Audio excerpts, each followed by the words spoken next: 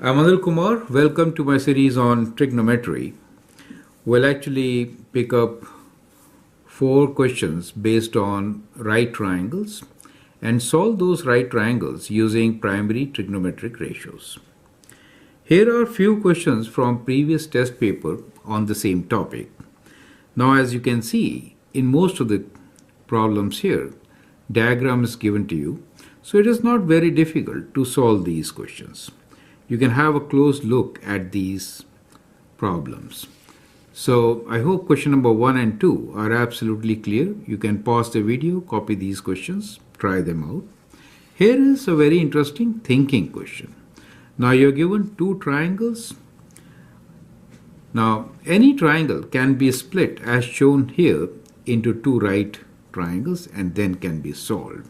So in this particular case, you need to find the dimensions x, y, and z. So make a note of this, try it out. On the other hand, we have application questions, 2 of them, which are very common in most of the test papers. So these questions you can always see in your own test also. Very important questions. So I'd like you to pause the video, copy these questions, answer them, and then look into my videos. Now here I have 4 similar kind of questions, but I have not provided you with the diagrams. So most of the students struggle in sketching simple diagrams and then finding the trigonometric ratios. The whole exercise now is to read the question properly, sketch the triangle, and then answer, right? So these are actually relatively simple questions. The only exercise which we are concentrating now on is to sketch the diagram. So let's go through these 4 questions. Question number 1. In right triangle ABC, the hypotenuse B is 110 centimeters and the tan A equals to 0.45. Calculate the side lengths to the nearest centimeter and all interior angles to nearest degree. Question number 2. In the right triangle ABC with B as hypotenuse, find the sum of tan A and cos B if 5 sin A equals to 4. Statement is slightly tricky, so think over it and then answer. Question number 3. Point 512 lies on the terminal arm of angle X in standard position. Draw a sketch and calculate the value of angle X to the nearest degree. Question number 4. Anil stands 30 meters from the base of a communication tower. The angle of elevation from his eyes to the top of the tower is 70 degrees. How high is the tower if his eyes are 1.8 meters above the ground? So I hope the questions are straightforward. You can pause the video, answer, and then look into my suggestions. So let's begin with question number 1. In right triangle ABC, the hypotenuse B is 110 centimeter and the tan A equals to 0.45. So let's sketch a right triangle. Let's say this is our right triangle. In this triangle, we are given hypotenuse B. So side B is equal to 110 centimeters. So that means the vertex opposite to it should be capital B, right? The other 2 sides we can write A and C. Now, tan of A is 0.45. That is what is given to us. So from A, we are given tan A equals to 0.45. Now tan A means BC over AB, right? So tan A means opposite over adjacent. So that means BC over AB is equal to 0.45. Correct? So that is what is given to us. We need to calculate the side length to the nearest centimeter and all interior angles to the nearest degree. Now from here we can use inverse of tan to find angle A, correct? So let's do that. So from here, we can actually say that we are actually solving from tan A itself. So from tan A, we can say angle A is equal to tan inverse of 0.45. Shift tan inverse 0.45 equals to, we get 24.227.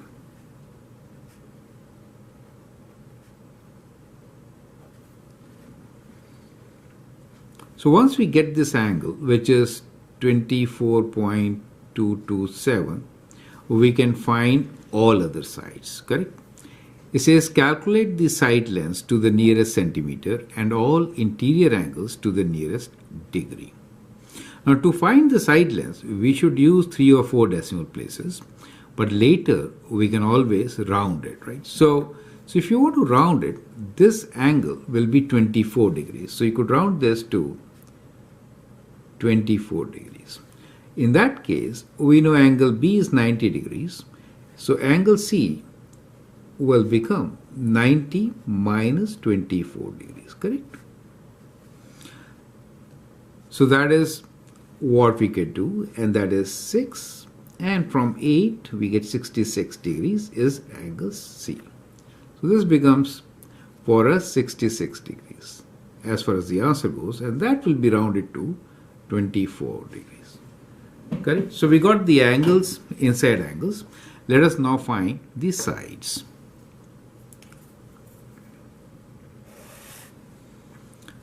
To find the sides, we can use, for BC, we could use sine, right? So we have sine of 24 point, we'll use 227, right, to get better result, is equal to BC over the hypotenuse of 110.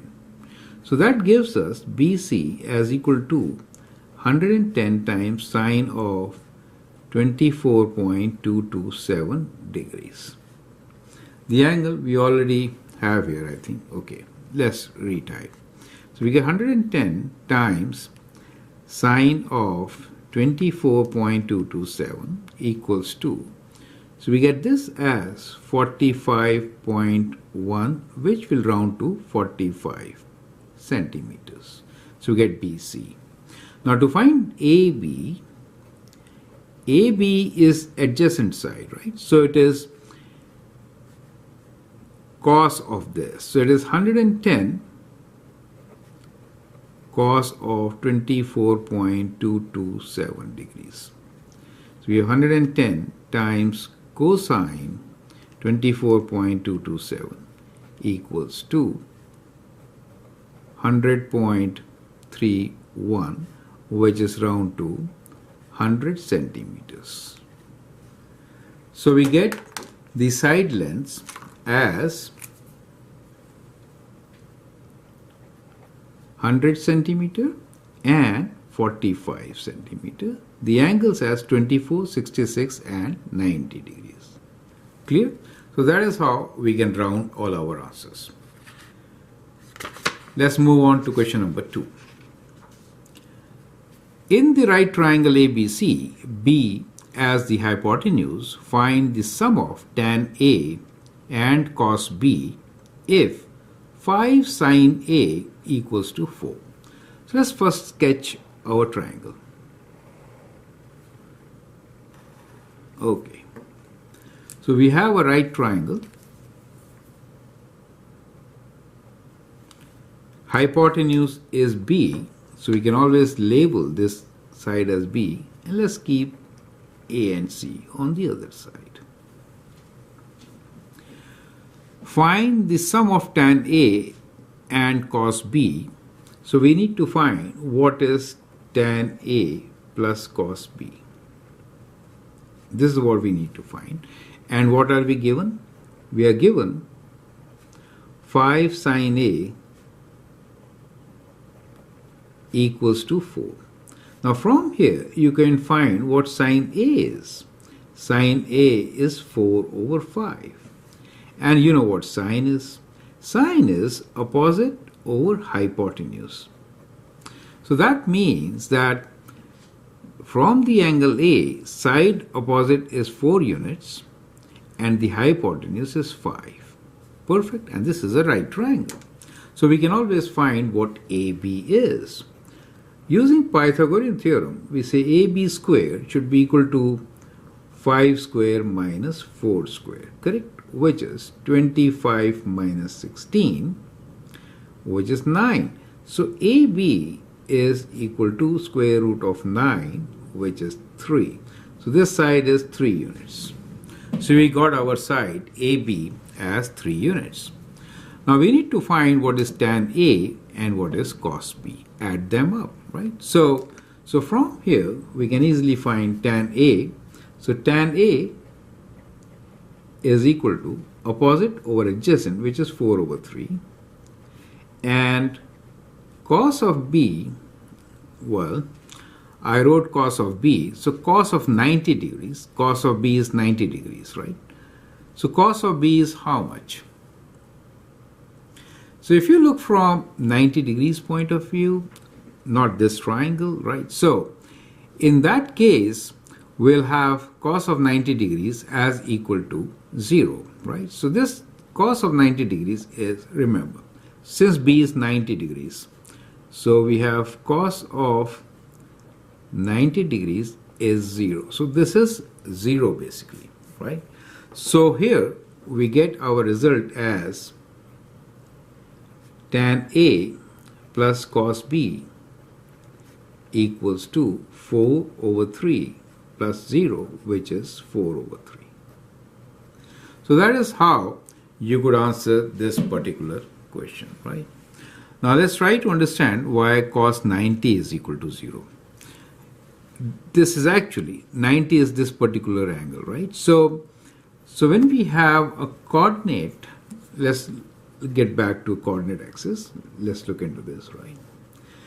So as the angle increases, let's say this is our terminal arm, this is the initial arm, and that's the angle theta. Now, as the angle increases, you find that the base decreases, right? So this is our base, adjacent side. It is decreasing. So when we are approaching 90, in that case, adjacent side is 0. Do you see that? Therefore, adjacent side over hypotenuse, which is the radius in this case, will be 0, right? So cos of 90 degrees is 0. So I hope this concept is clear, right? So let's move on and take up question number 3. Point 512 lies on the terminal arm of angle X in standard position. Draw a sketch and calculate the value of angle X to the nearest degree. So let us try to understand what is standard position, right? It's kind of a review on this topic. Some of you might not have done this so far.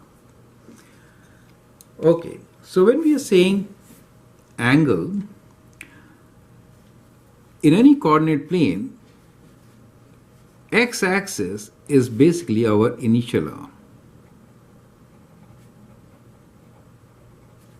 Angle is formed from initial arm to the terminal arm. So let's say initially the terminal arm is coinciding with x-axis. So as it moves, the angle opens up, and this particular arm is called the terminal arm.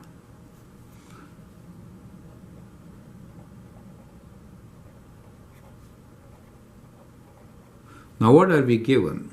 We are given a point, the value is 512. Let's assume this point is 512. That means if I drop a perpendicular from here, this is O, the origin, then the length along the x-axis is 5 units and the height is 12 units along the y-axis. Correct? So once you know that, you can actually find the length of the hypotenuse also using Pythagorean theorem. Now, This angle is x for us, which we need to find. So draw the sketch and calculate the value of x. So this is the point 512, and that's the angle. Let me write 5 in the denominator right here. So this is the angle x, right? So that becomes the sketch. And to find the angle, we can easily find using tan ratio. So what we have is tan of x is equal to the opposite side of 12 divided by the adjacent side 5. So x is equal to, so that means angle x, measurement of angle x, you can say, is tan inverse of 12 divided by 5. Correct? So that is how you could calculate very easily. So we do shift inverse to find the angle. 12 divided by 5 bracket close equals to 67.38. So that is the measurement of angle x. We need to round it to nearest degree, so I'll write this as 67 degrees. Correct? So that is the measurement of angle x in standard position. So whenever we say standard position, it means that the initial arm is along the x-axis, right? So that is what it is. So I hope this concept is clear. Question number 4. Anil stands 30 meters from the base of a communication tower. The angle of elevation from his eyes to the top of the tower is 70 degrees. How high is the tower? So let's say this is the tower, right? Now that's the ground level. So Anil is standing and Anil's height is 1.8. Let's say I, right? So let's say this is the angle. This is the line of sight. And let me draw here as the position of Anil. Now Anil stands 30 meters from the base. Let's say this is the base of the tower. So this distance here is 30 meters.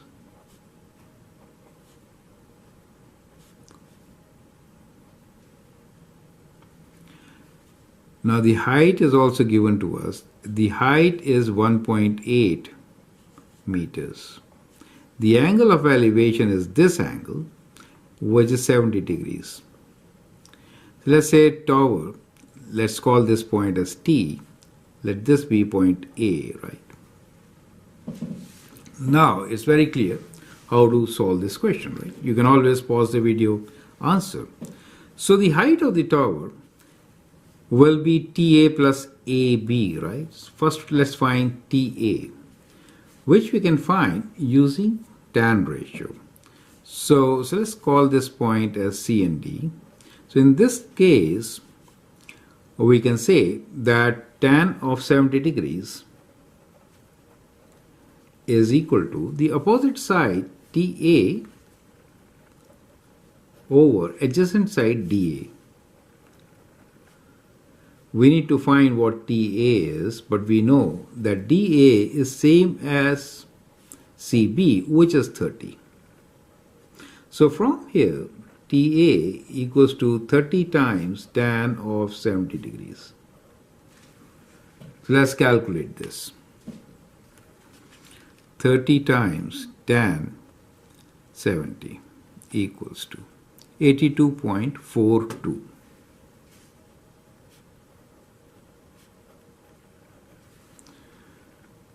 Okay. How high is the tower? So let's find it to one decimal place. So we'll round this to 82.4 meters. So we know TA. So height of the tower is how much?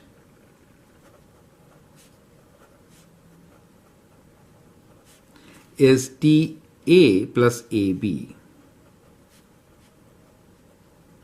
That is to say, it is 82.4 plus 1.8. So you need to add this height also, right? So we'll just add 1.8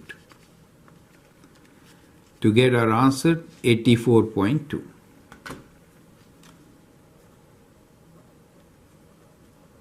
So that becomes the height of the tower. So that height is from here to this place, right? Which is 84.2 meters. So that is how you can easily solve this particular question. So I hope that helps you to review all the concepts. The test paper which I shared with you was very important. So again, go back to the test paper, see all the questions. And these 4 questions will really help you to understand the word problem, sketch the scenario, and then solve. Hope it makes sense. Feel free to write your comments and share your views. If you like and subscribe to my videos, that will be great. Thanks for watching and all the best.